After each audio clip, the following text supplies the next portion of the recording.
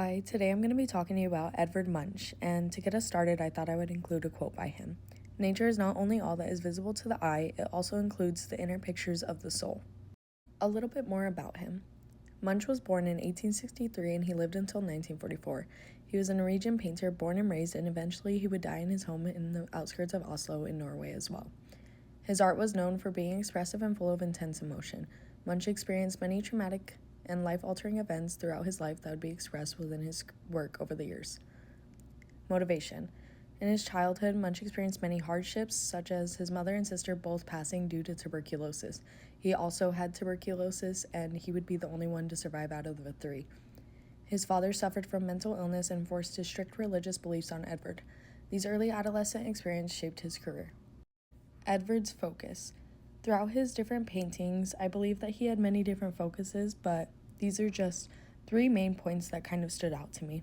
Anxiety, death, and loneliness, as depicted in The Sick Child. Human emotion over realism, as depicted in The Scream. And the psychological side of life, which he displayed in The Sun. I do not paint what I see, but what I saw. The difference in the comparison of these two, he painted from imagination, memory, and feeling rather than the reality of the circumstances. As you can see, Edvard wasn't much of a realistic artist, rather he painted as he was feeling in the moment. And I do believe that is part of the reason why I picked this artist. I love the way he displays his emotions and can really put you in his head in all of his pieces. The first piece we're going to talk about is The Sick Child, the first version, and this was painted from 1885 to 1886. Edvard Munch's earlier career consisted of pieces revolving around death and despair. This piece was the first of many depicting a representation of his sister's death. The grief from his sister's death, which he had experienced in his early life, had impacted his entire career. This is an early use of his emotional style. Munch used this piece to convey raw emotion through this traumatic experience from which he never recovered. This series displayed both his feelings of despair and guilt that he had been the one to survive tuberculosis. He referred back to this concept throughout his entire career in various paintings over the duration of his career to face his difficult past and feelings towards his deep loss. The second piece I will talk about is The Scream, the first version, which is his most infamous work, and it was painted in 1893. It came to be in the midst of him dealing with mental illness and intense negative emotions. The distorted lines and figures represent a chaotic internal state.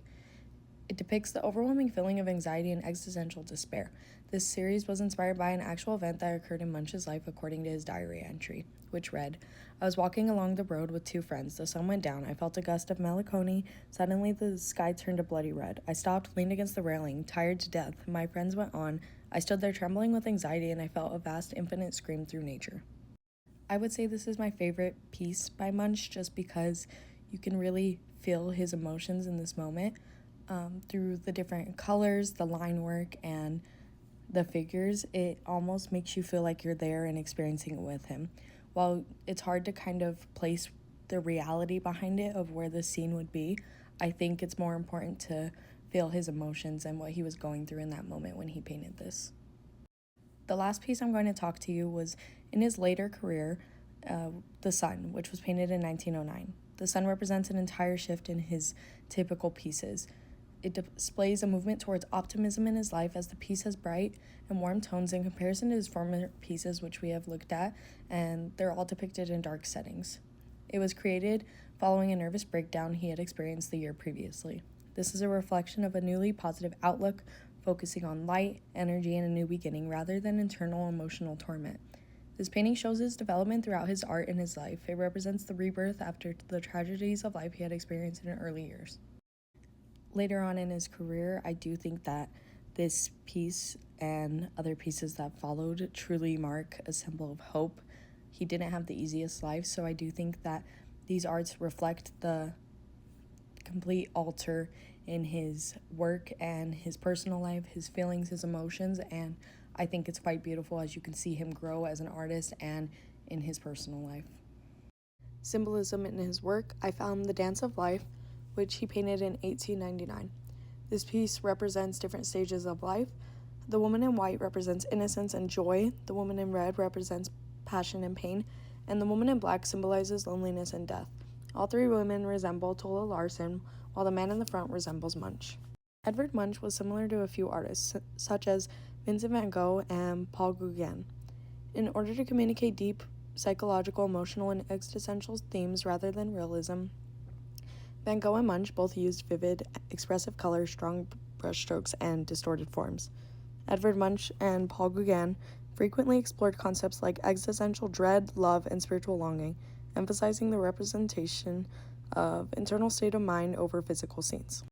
While in his physical painting style, he relates to Van Gogh, and I do think in his deeper messages, he relates to Gauguin more. My final thought, Edvard Munch didn't just paint what the world looked like, he painted what it feels like to be human. While his work could be perceived as too dark or devastating, he truly displayed raw emotion and challenged viewers to look deeper within. I use various references to find credible research on Edvard Munch and his pieces, and here they are listed below. Thank you so much.